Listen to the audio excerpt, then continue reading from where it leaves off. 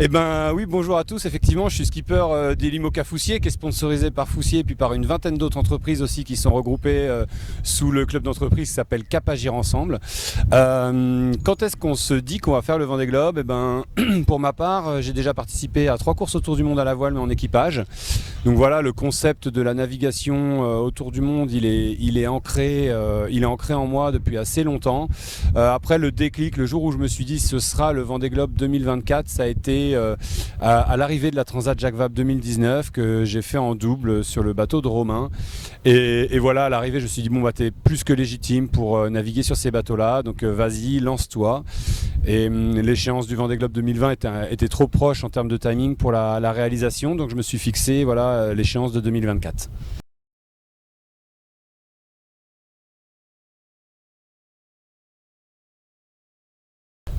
Alors ce que représente cette course, déjà, il y a ce que représente le fait d'être au départ de la course. Voilà, comme je disais, c'est un parcours qui est très très long, qui est semé d'embûches. Il faut relever les défis les uns après les autres. Donc déjà le fait d'être au départ de la course, d'être qualifié, d'être sélectionné, d'être là présent avec un bateau, c'est une grande réalisation en soi. Ensuite, aujourd'hui le Vendée Globe c'est le challenge le plus relevé que j'ai jamais affronté dans mon parcours de marin, de course au large. Donc c'est un challenge maritime, c'est un challenge parce que c'est une course et c'est un challenge aussi un peu contre soi-même parce que l'une des plus grosses difficultés, je pense, c'est de se supporter soi-même pendant autant de temps au large, quoi.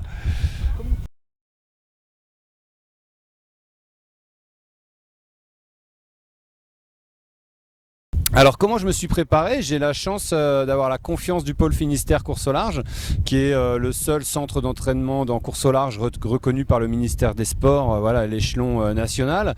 Donc avec les 14-15 autres bateaux qui sont également adhérents du pôle, on a mis en place le pôle a mis en place tout un planning d'entraînement avec des stages, différents stages chaque année. Et puis j'ai participé à la majorité des courses du championnat IMOCA pour pouvoir me qualifier, puis me sélectionné au Vendée Globe. Donc c'est beaucoup de milles parcourus depuis que j'ai acquis ce bateau en mars 2022.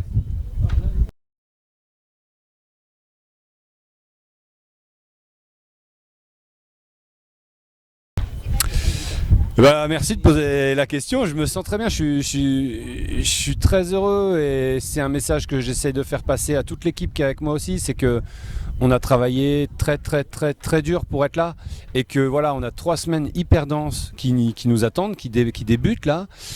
C'est aussi important qu'on puisse en profiter parce que c'est voilà, en soi d'être là, c'est déjà un accomplissement. Donc j'ai envie d'en profiter. Après là, franchement, le premier jour, on voit effectivement qu'il y a énormément de sollicitations, donc j'espère que le rythme qu'on a mis dans le planning ne va pas être trop dense et si besoin voilà on l'adaptera au fur et à mesure de l'évolution du village. Je fais un petit break avec ma famille, je retourne à mon domicile au début de semaine prochaine et puis ensuite c'est eux qui me rejoignent, donc je vais aussi aménager du temps dans mon emploi du temps pour passer des moments avec ma femme et mes enfants.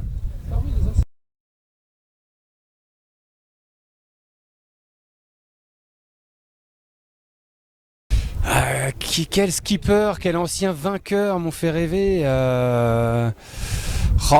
y a tellement d'histoires que c'est vraiment difficile d'en sortir une. C'est tellement différent. Titouan Lamazou, c'est le tout premier, et puis c'est un très bon dessinateur. J'adore l'art graphique, j'adore les bandes dessinées, donc voilà.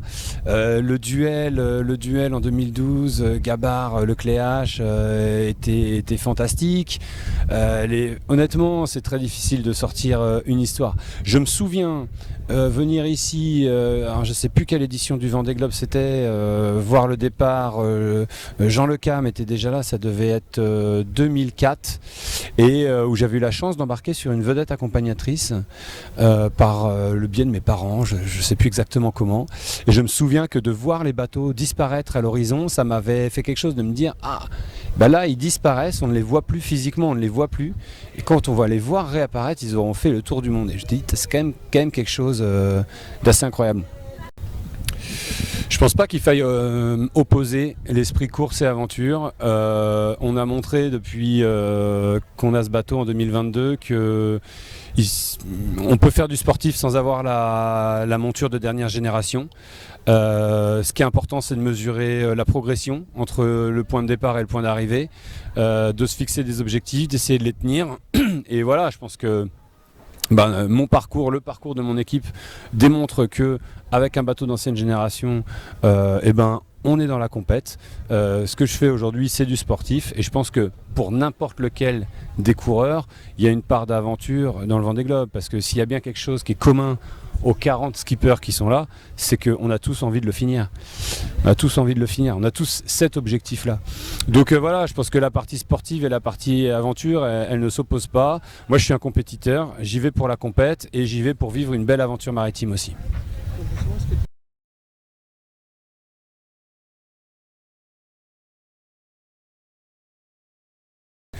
Une journée type en mer, en fait, il n'y en a pas. C'est toujours différent. Il y a quand même des, des similitudes, mais la vie à bord est dictée par la météo. Donc la météo, voilà, elle évolue très rapidement. On a des phases quand même qui sont très importantes, qui sont les moments où on va travailler justement cette météo. Donc on a une réception des fichiers météo le matin et une le soir. Donc voilà, entre 6h et 8h du mat et entre 19h et 21h, c'est des moments où à bord je travaille la météo. Ensuite, il y a aussi une intention à apporter au skipper pour pouvoir tenir sur le long terme. Donc s'aménager des phases de repos, mais ça c'est plutôt, on vient les mettre dans les trous. Et les phases de repas qui sont importantes pour rythmer la journée et puis pour avoir de l'énergie tout au long des 24 heures. Donc les repas sont assez timés par rapport au soleil, en fait, tout simplement à l'heure locale, c'est-à-dire le petit-déj un peu au moment du lever du jour, enfin voilà, un peu comme à terre. Mais c'est vraiment ça, les repères. Et après, ce qui est évolutif, c'est les manœuvres sur le bateau, parce que c'est dépendant de la météo, et c'est les phases de repos, parce que c'est dépendant de ce que nous laisse finalement le bateau en termes de disponibilité. Est-ce qu'il y a beaucoup de manœuvres à réaliser? Est-ce qu'on a beaucoup d'entretien à faire sur le bateau? Est-ce qu'on a une avarie à gérer? Donc voilà, il faut réussir à garder du temps de dispo pour le sommeil, la récupération, mais être suffisamment attentif à la marche du bateau et à sa maintenance, parce que sur une course aussi longue, c'est important de faire de la maintenance sur le bateau.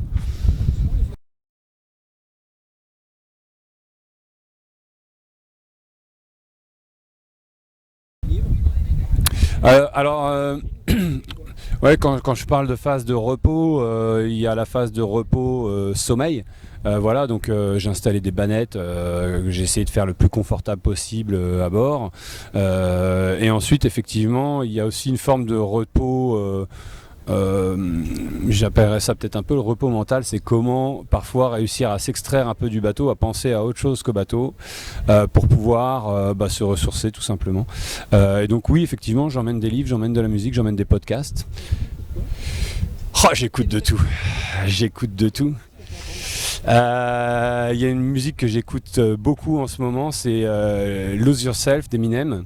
C'est l'histoire d'un chanteur qui a un jour une opportunité de montrer son talent, et voilà, ça évoque pas mal ma situation aujourd'hui au départ du Vendée Globe, parce que on est une des équipes les plus modestes de toute la flotte ici, et on a cette opportunité de montrer ce qu'on sait faire. Et donc voilà, après j'écoute un peu de tout.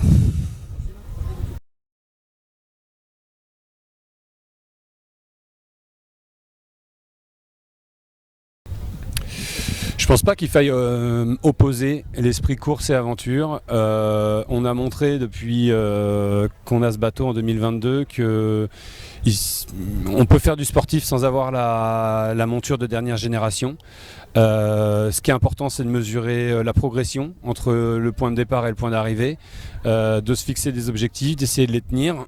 Et voilà, je pense que mon parcours, le parcours de mon équipe démontre que avec un bateau d'ancienne génération, on est dans la compète. Ce que je fais aujourd'hui, c'est du sportif, et je pense que pour n'importe lequel des coureurs, il y a une part d'aventure dans le Vendée Globe, parce que s'il y a bien quelque chose qui est commun aux 40 skippers qui sont là, c'est qu'on a tous envie de le finir. On a tous envie de le finir. On a tous cet objectif-là. Donc voilà, je pense que la partie sportive et la partie aventure, elles ne s'opposent pas. Moi, je suis un compétiteur, j'y vais pour la compète et j'y vais pour vivre une belle aventure maritime aussi.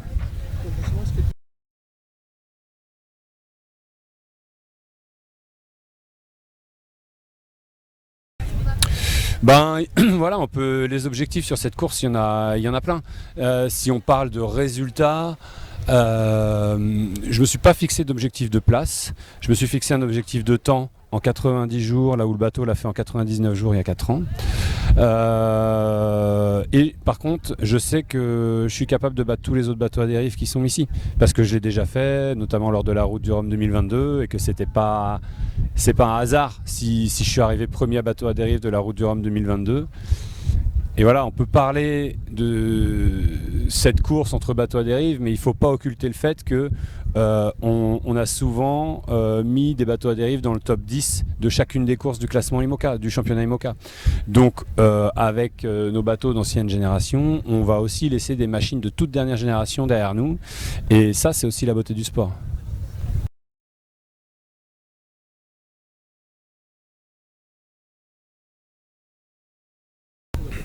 Alors mon bateau, c'est un plan phare qui a été mis à l'eau en 2006 pour Jérémy Bayou. C'est donc comme tous les IMOCA, il mesure 18,28 m de long. J'ai un très grand mât, un mât qui culmine à quasiment 30 mètres de tirant d'air, un des plus grands tirants d'air de la flotte. C'est un bateau qui pèse un peu plus de 9 tonnes. Il peut y avoir jusqu'à 600 mètres carrés de voilure en même temps. La quille descend à 4,50 m sous le bateau. Il y a 2 safrans pour assurer la direction. Et donc ces fameuses dérives qui évitent au bateau de marcher en crabe. Voilà, on l'a récupéré, je l'ai racheté auprès d'Éric Nigon qui est un ami avec qui j'ai une histoire assez singulière parce qu'on avait fait connaissance lorsqu'il m'avait confié son précédent bateau avec lequel j'avais malheureusement fait naufrage. Et donc on a noué une histoire assez comment dire, intense tous les deux. Et le bateau, quand je l'ai racheté, il avait fait un Vendée Globe avec Clément Giraud à la barre et on a commencé par faire beaucoup d'entretiens, mais sans renouveler trop de matériel parce qu'à ce moment-là on n'avait pas du tout les moyens financiers de le faire. Et puis au fur et à mesure, on s'est aperçu un peu des points faibles. On a travaillé en fait sur moi ce que j'appelle l'équilibre général, l'équilibre du bateau. Donc c'était un bateau qui avait tendance à être ce qu'on appelle un peu mou dans le jargon. Donc on a modifié toutes les voiles qu'on a changées, on les a renforcées dans ce sens-là. On a modifié le gréement, on a modifié la stabilité avec le poids du bulbe au bout de la quille. On a travaillé sur l'équilibre des safrans et on a aussi beaucoup travaillé sur le pilotage automatique. Donc c'est pas des choses qui se voient nécessairement comme ça quand le bateau est amarré au ponton, mais on a ciblé les clients et on est allé faire des modifications là où l'impact allait être le plus important sur la performance.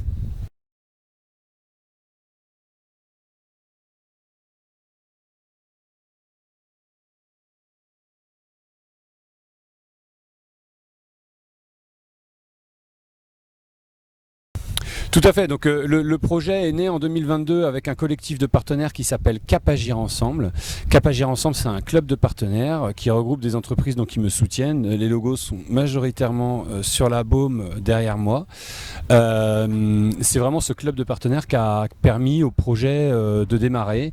Et ensuite, on a des partenaires plus importants qui nous ont rejoints, tels que Mon Courtier Énergie, tels que Oligos, puis qui ont permis d'étoffer un peu le club de partenaires. Et en 2023, l'entreprise Foussier est arrivée en tant que partenaire titre. Donc l'entreprise Foussier, c'est une ETI basée à Alonne, juste à côté du Mans, qui est spécialiste des fournitures pour les professionnels du bâtiment et de l'industrie. De l'outillage à main, de l'outillage électroportatif, un métier historique qui est la quincaillerie et une promesse de service client très attentif avec des temps de livraison très courts et un stock très important qui permet en fait aux professionnels de tenir les délais sur leur chantier. Donc grâce à l'arrivée de l'entreprise Foussier, le projet est devenu viable à l'échelle du Vendée Globe 2024.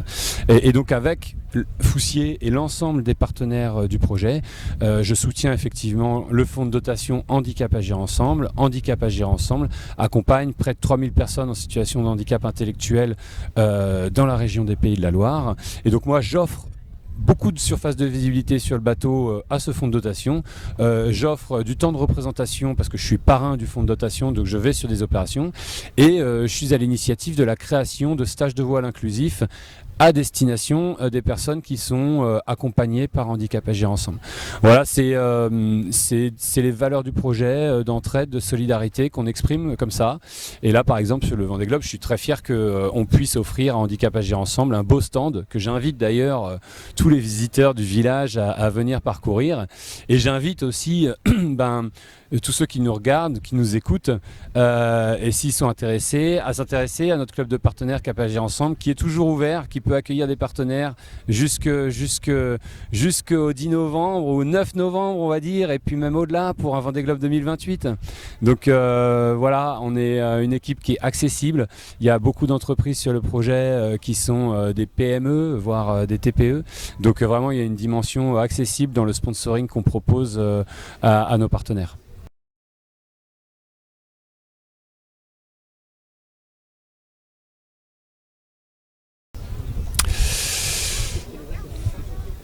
Qu'est-ce qu'on peut me souhaiter Ce qu'on peut me souhaiter en premier, c'est effectivement ce que je disais, l'objectif principal de tout le monde ici, c'est de finir. Donc ce qu'on peut me souhaiter, si on me veut vraiment du bien, oui, c'est de finir et surtout de prendre du plaisir parce que, comme je disais, c'est un travail qui est assez acharné et on y va, en tout cas, on accepte de relever ce défi parce que ce qu'on aime faire, l'essence même de ce pourquoi on est là, c'est la navigation, la course au large. Donc c'est d'en profiter parce que maintenant ça va être la partie plaisir en fait.